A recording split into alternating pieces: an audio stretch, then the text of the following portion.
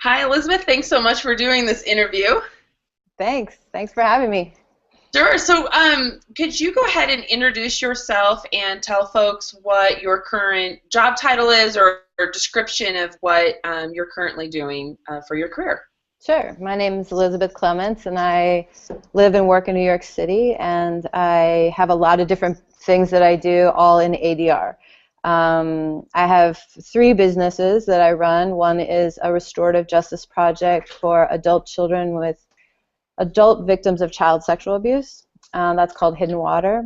I'm about to launch SBAC, which is Small Business Arbitration Center, which is a combination of a process that I came up with that's a mediation arbitration. Um, it's a long thing, but it's really interesting, and I'm really excited to launch that in the next couple of weeks. And then I have Planning Change, which is a training business that trains mediators and trains people in conflict resolution. And then aside from that, I also mediate privately and do a lot of that conflict stuff like that. And I teach at three schools, and I'm constantly teaching. So I got a lot of ADR stuff going on. A lot of different things that are filling Yeah, your time. yeah, that's right. So, when did you first find out about dispute resolution? Sort of what sparked your interest in this field? Well, when I first got out of college, I went into the Peace Corps, and I was down in Costa Rica working in a squatter settlement. And it was interesting that the community there, it was so dangerous, the police wouldn't go there, the cab drivers wouldn't go there, that kind of thing. And so the community really had to resolve their own conflicts. And I had a colleague, another Peace Corps volunteer, who I was talking to this about, and he's mentioned this as a career, conflict resolution. I'd never heard of that before, and I thought that was very interesting. So sort of a combination of living in this community, and he brought up to me that this was a career. But when I got out of the Peace Corps, I went to Columbia to get my social work degree, and I was interested in the intersection of social work and the law. And so in there lies mediation somewhere, and I discovered mediation at the law school the second year and got trained as a mediator, interned at the Bronx Community Mediation Center, and then my first job out of graduate school was working in community mediation. Yeah. So So, that's kind of how I got into it right there. yeah, I mean, like you truly fit the definition of this ADR as first career. Yeah. And when you were graduating, you were thinking, I want to make a career out of this. What type of advice were you given? Well, I didn't know that it was a career when I started graduate school, but I was interested in it. And then when I got my training in conflict resolution or basic mediation training at the law school with Carol Liebman. She said you could work in the community centers, and I had never, known about that. And so she made a recommendation to me. She said, go get your get your feet wet and just be there. It was interesting, Malcolm Gladwell wrote that book, 10,000 Hours, to be an expert at anything. When I started at the Community Mediation Center, there was no mediators. We had the program had gone downhill, and when I got there was nobody mediating. I couldn't beg people to mediate cases, and so I just mediated all day long. I was running to the court, I was running back, I was mediating community cases. Like, they had nobody but me, and so I got all of this time mediating. And then slowly started to build up the training program there and train mediators. But in my little lifetime, I'm 45 now. I started when I was 26. I have seen it change so much. That we used to have to beg people to mediate cases, and go through the whole training. And now, of course, people pay to go through this training, and they're desperate to get into this field, and they are begging to do cases for free. But that wasn't the way it was when I started. Yeah, so I kind of had that opportunity. Well, talking about the change in those 20 years, I know that you were just on a panel talking with folks about dispute resolution as a career. Can you talk a little bit about what you see as the differences and what type of advice you would give to folks that might be interested in pursuing a career early in their career like you did? Yeah, I mean, I think the playing field has changed a lot. I mean, when I started, I don't think the law schools, I mean, they were certainly teaching ADR, but they weren't teaching it in the as widely as they are now, it seems to me. And then also, you'd still meet lawyers when I was in my 20s who didn't know the difference between mediation and arbitration. They had no idea. And so, you very rarely see that now. Even lawyers who have been practicing for 40 years know the difference now. It seems like people are more aware. But now it's a new day. Like now I feel like what it's called for now is people who are passionate about ADR, which I like to call ADR nerds, you know, the kind of people who just love it and they want to talk about it and they want to learn about it and they want to read books about it. And you know, there's a lot of people like that, which is exciting. But then we need people who are creative, because conflict resolution can play, I mean, there's no shortage of conflicts. There are no shortage. You know, so when people say, I get on panels with people and they say, well, there's no cases. I'm like, that is just not true. Like, it's just ridiculous. Like, there's nothing but conflict.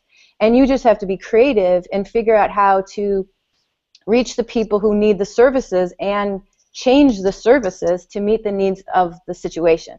So I think when people say, they say there are, oh, I got my mediation training, but there are no cases. It's because they want a ready-made case. They want a case that's handed to them, and you know, like it is in the court or in the community center. And that's true. There are not a lot of those ready-made cases but that's why we need to be creative as ADR professionals. We have to figure out, here's a problem, here's where the conflict is. How can we reach these people, which may be different than we reach other people.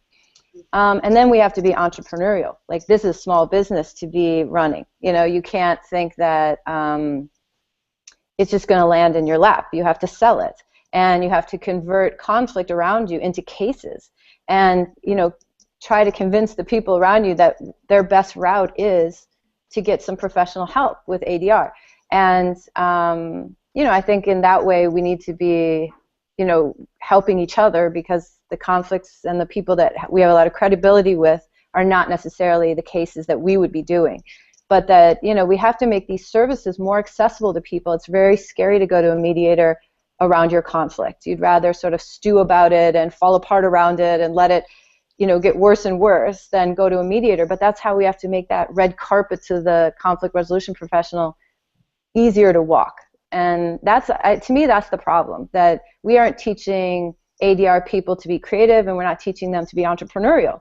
And they've got to get those two things down. You have to sell it, and you have to figure out a way to build the process for the kind of case you have.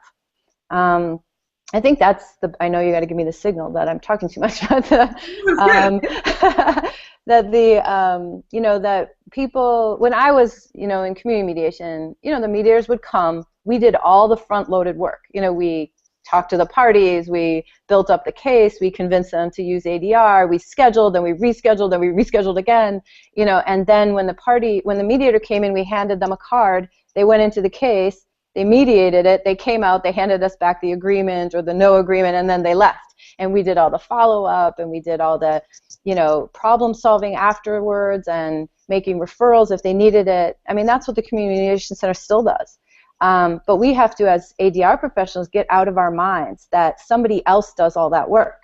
Like, we need to do all of that work as ADR, you know, private practitioners, certainly, that we have to develop the case and convince the parties and schedule and reschedule and handle the issues that come up. It's not a cookie-cutter case a lot of the times, and they need referrals, and they need resources, and they need help, and they need follow-up, and the ADR professional has to get used to doing all of that work that the community center was traditionally doing, or the court does, you know. And so it's different. It's a different, you know, it's a different playing field than I think we think it is. Because you're not going to get that ready-made case. I mean, No. You may if you're volunteering in the community center. You may if you're on a panel and there's a list of cases and you get that ready-made case. Yep. In general, to have a successful business, it's the creativity and the entrepreneurial and the stick-to-itness. Yeah, right. You have to be, yeah, that's right. I mean, you really have to, people, I find also that when I'm training mediators, they're very quick to say, well, maybe you should go see a therapist, or, well, they didn't call me back, you know, and it's like they need hand-holding. They need to be held and be told that you've joined their team and you're going to help them through the whole thing, whatever that takes. And I find that mediators are very quick to sort of drop it and say, well, maybe there's a different professional, you know, maybe they can be in charge of this themselves. But I find that the parties really need to feel encouraged, you know, and if you haven't heard from them in a week, then you should be reaching out to them and saying, what's going on with your case? And they're like, oh, we're busy, I forgot, I didn't hit. Yeah, it's great, but keep it going for them, help them keep it going for them. It's very stressful to be in conflict. And I have been a party in conflict 5 different times in 5 different, very different settings. And so I have a very strong sense of kind of what I wished I had had from the ADR professional that I didn't, and that I did. And so, we have to think from a consumer perspective. Like how is the consumer experiencing this service, and is it helping them in the way they need help? Right. So how did you, you've identified beautifully how you can lay out this red carpet to our services, how we need to be creative and entrepreneurial. What would you say, or what could you point to in your career that allowed you to successfully do that? Well, I think because I ran the Community Mediation Center in Manhattan and then ultimately in Brooklyn too, I was really thinking about it from a perspective of how do we get the clients in? How do we align with the judges and the referral sources and the police? And so I was thinking a lot about that early on in my career. Like how do we get them in the door? Business. Right. I was running the business, right?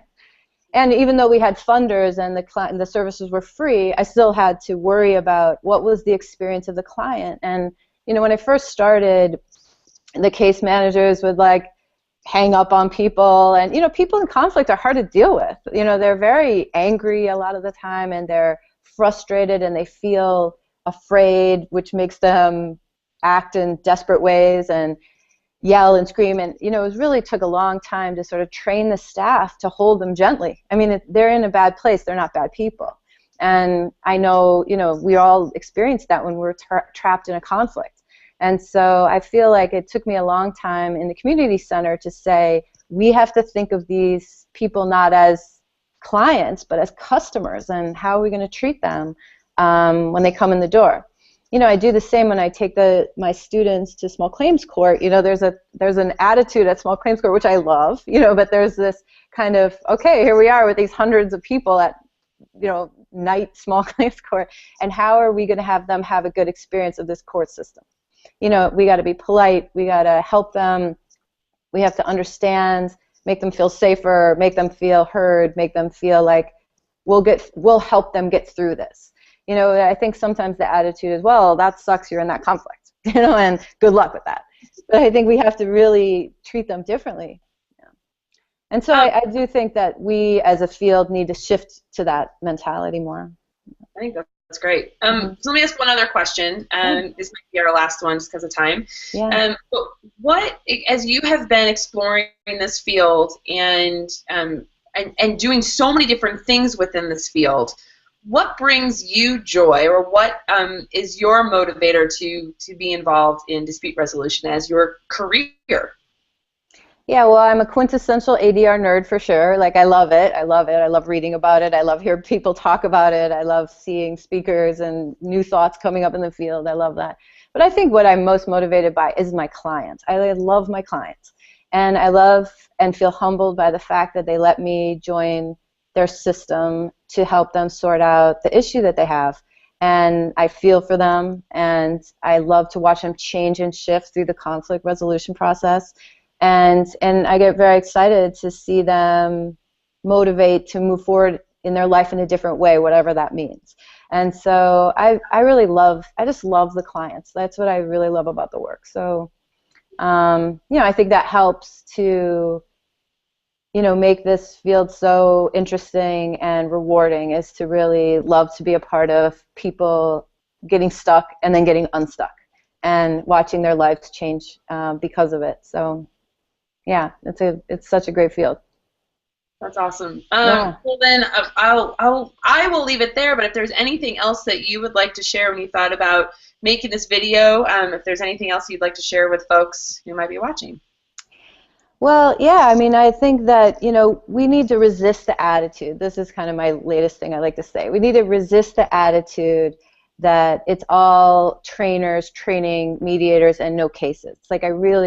I'm on a mission to kind of stomp that attitude out, that there is conflict everywhere, and that we as conflict people, conflict resolution people, need to recognize the conflict around us and encourage the people that are talking to us at the dinner parties and at the events and at the kids' breakfast at the school, and all over there's conflict. People are always telling us about conflict, that we need to encourage people to use and understand conflict resolution processes and and get out there and do it. And so I feel like no matter what kind of job you have in ADR, you should be talking about how to get people to use the services that are around them, and start converting cases for other people even. And so, yeah, I really feel like that's where we are in this field right now, is can we take the cases away from the places where people get trapped? Like, I'm not even thinking we're taking them from the court, and we're not taking them from litigation. We're just we're taking them from the abyss where nothing is happening. You know, they can't move forward, and their relationships are crumbling, or they're losing their jobs, or their businesses are falling apart, or because they don't know how to resolve conflict.